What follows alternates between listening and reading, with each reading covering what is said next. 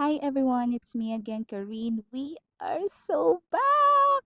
Aw, grabe, I've been so busy lately tungod sa akong master's degree. Pahumanin na ta guys, char.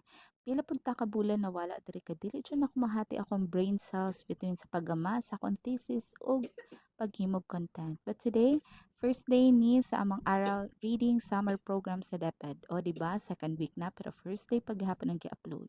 Before pa ko nilakaw, naghimo sa akong mga instructional materials. Syempre, kinahanglan jud mahimong resourceful kay wa tay budget. So gigamit nako ako mga sketch papers, akong thesis, pati si Epson gikapoy na. Unsa naman jud, charot.